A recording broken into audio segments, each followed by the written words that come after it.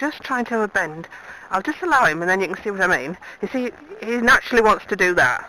You see, and have his nose on his chest, which is not good for him. I'm not pulling him in, it's just he wants to do it again, he's trying there, you see.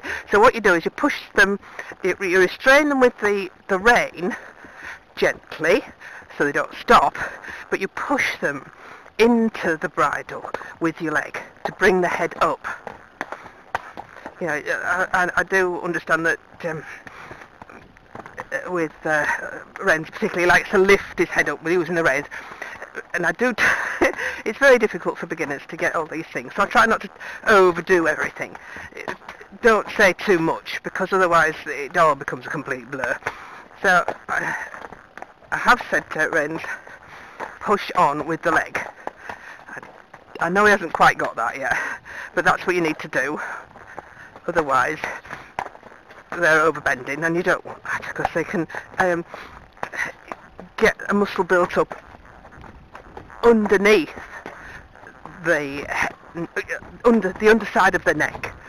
So, you know, they get an underneck. Well, you don't want an underneck, because it's ugly, and it's totally wrong.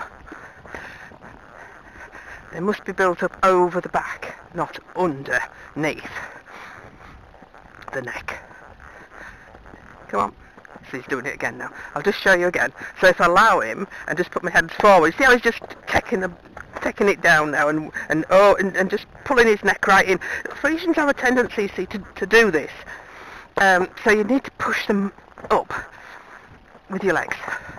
Not lifting, but push them up into the bit so that they're still driving from behind, which is where the engine is, of course. I'm talking to people that love horses that don't ride, maybe. So I know I've got a few of those in my subscribers.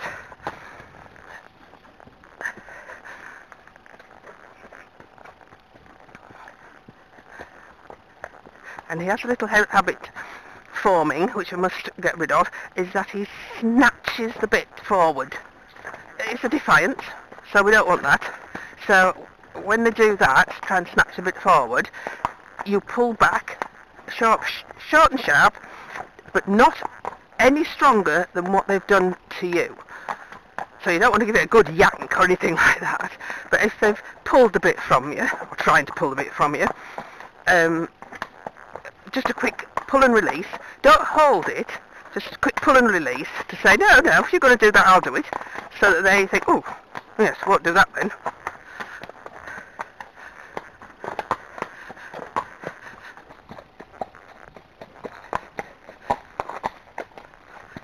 But I'm going to keep him on the bit for quite a while today, because he's just getting a bit like that. See, now he's just, look, see? He's just wanting to pull his neck in, and we're not having it. Aren't we? No, because that's totally incorrect. You can't possibly be more incorrect than that.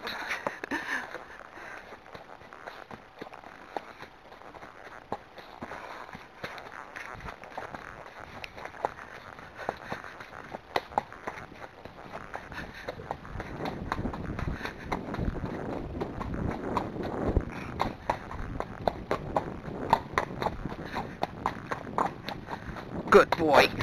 Good boy, aren't you? Yes. So we'll let that go now. Let the reins go, and you can just have your neck out completely.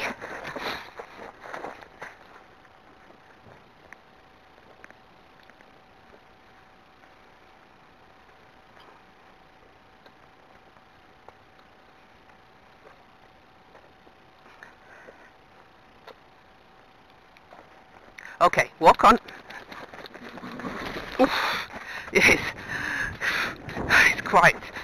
That's quite a shake, let me tell you. Good boy, yes. Nice loose rein now, because he's been practicing quite nicely on the bit. Yes, so it's just, you can hear him all relaxing and thinking, oh, yep, well, I'm a free boy now. And he's not jogging, so that's lovely, because he knows this is the way home. So I'm very pleased he's decided that he's not going to jog and be very naughty. Good boy.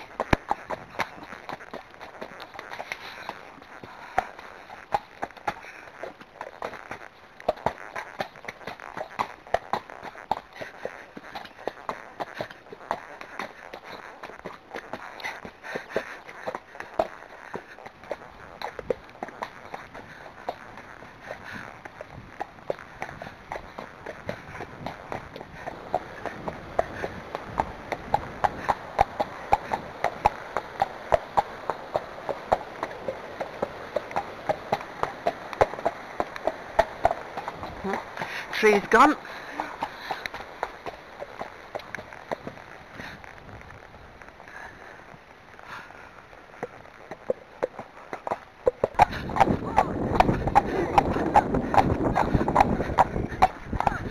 He'll kick him. He'll kick your dog if he comes near back. Can you get your dog? He'll get kicked.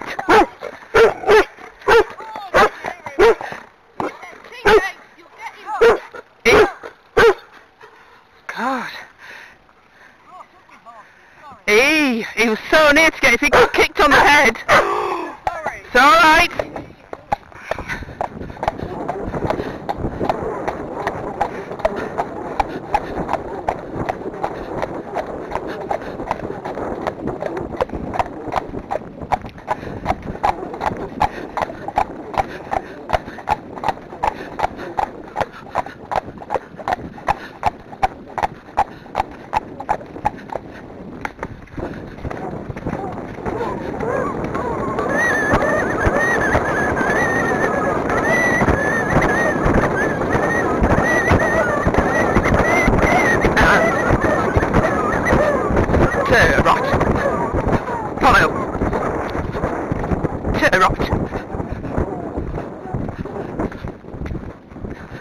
That's a slow canter, yes.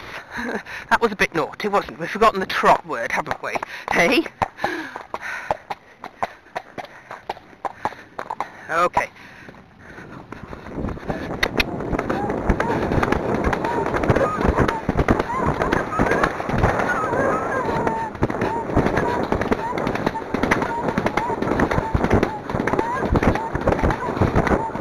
Go on now.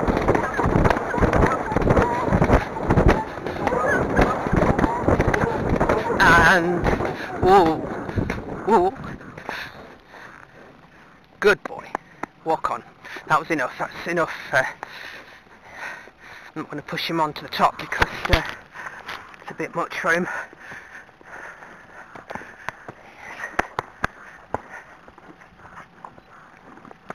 Yes, you have a nice relax now. Good boy. Yes, good boy. It's a nice workout, just enough. He's not fully fit, of course, because I have him on tick over because of Ren's being a beginner. You don't want them on the fittest because that's when they start being a little bit more difficult to stop. They might be a little bit more spooky. Not that he's a spooky horse, but he was a bit this morning because he'd got a lot of energy in him and he was just thinking, oh, I can just have a little shy at those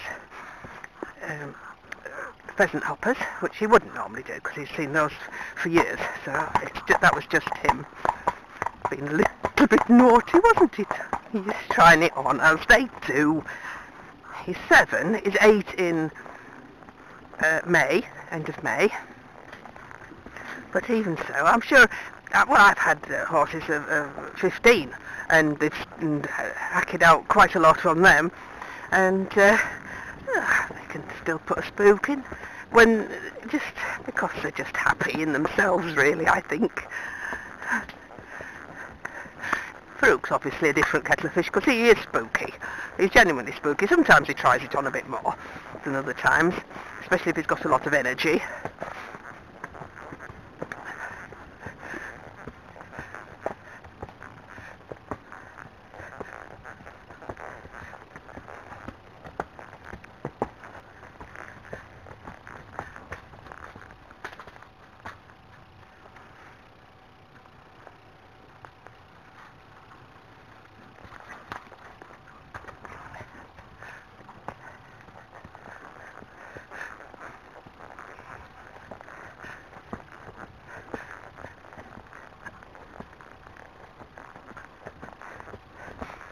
No, walk. It's a bit joggy now.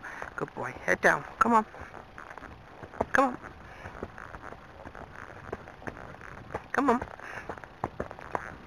I want him to get used to going back at the walk through these two fields.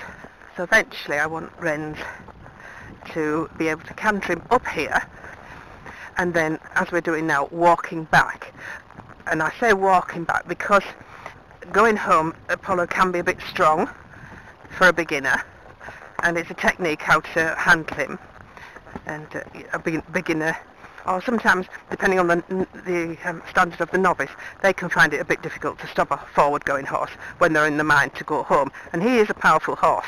As you all know, he's got a tremendous engine in the back, and he's got a tremendous jump when he sets off in his canter. So it's best that I'm teaching him now. Yes, you can canter up here slowly in the collected canter, and you go back in the walk. And he's a clever horse, as you know. He's a clever horse. He'll get this. And so that I'm more confident when I'm out with Wrens that Apollo's going to not frighten him in the canter. He'll do a steady, collected canter, which is what you want when you've got a total beginner of a mature age. It's different with kiddies. They're not as frightened. They don't know to be frightened, really. And they do, being lighter weights, they do fall easier than us adults. It hurts more when we get older. The bones aren't as strong as they were, and it just takes longer to recover. End of part 4. Part 5, the conclusion tomorrow. Just a note to our subscriber friends, we do love to read your comments. We like to know what you're doing, where you are in the world, what the weather's like. Sorry we can't go into detail replies, but we do read them, and we do like to make little comments. But I do have over 200 emails a day, so I can't go into big detail. Thanks very much. TTFN.